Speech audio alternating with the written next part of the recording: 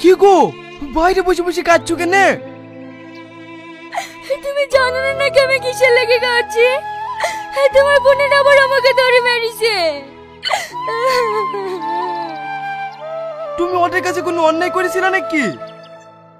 আমি কিছু করিনি গো, তোমার দুই বোনেরা এসে আমাকে চুলো মোটর ধরে ঘর থেকে বার করে দিল।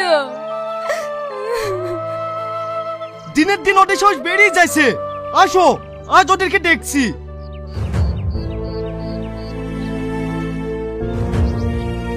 আব্বা, আব্বা, তোমার মেয়েরা শ্রাবণীকে মেরে বের করে দিয়েছে, আর তোমার মেয়েটাকে কিছু বলোনি? কি বলবো বল, আমি এত করে ব্যাগত্ব করলো, বৌমাকে মারো না মারো না, তাও আমার কোনো কথা শুনলো না। বৌমাকে মারতে মারতে বাড়ি থেকে বের করে দিল। ঠিক আছে আব্বা, তোমাকে কিছু করতে হবে না। আজ আমি ওদেরকে বাড়ি থেকে বের করে দেবো, দেখি কে আটকায়। সস্তা নাকি বাড়ি থেকে বের করে দিবি?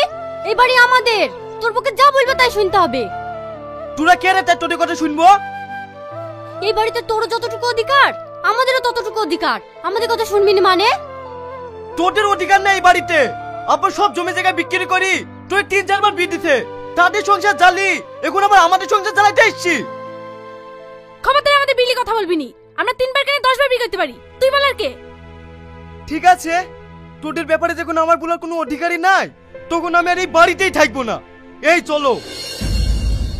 এই বাবু, তুই কোথায় যাচ্ছিস? তুই আমাদের একমাত্র ছেলে, তোকে ছেড়ে আমরা থাকতে পারবো না।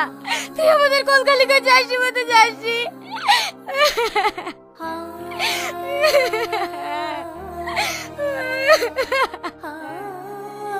ও, ওটা তোমার একমাত্র ছেলে, আর আমরা 3টি বোন বলে আমাদের কোনো মর্যাদা নাই, তাই তো? মর্যাদা থাকবে না গেলে তোরা সব ভাই বোনে মিলে একসাথে মিলেমিশে থাক না। আমি আমার ভাইয়ের সাথে মিশতে পারবো, কিন্তু তোর বউকে আমার সহ্য হবে না। আমাকে সহ্য করবে কি করে? তোমাদের মতো 3-4টে বিয়ে করতে পারলে তো বেকার আমাকে সহ্য করতে পারতা। কি বললি? তো ছোট মুখে এত বড় কথা না, তো চুলের মুঠি ধরে না খুশি দেব। থাক, তোদের আর কিছু করতে হবে না।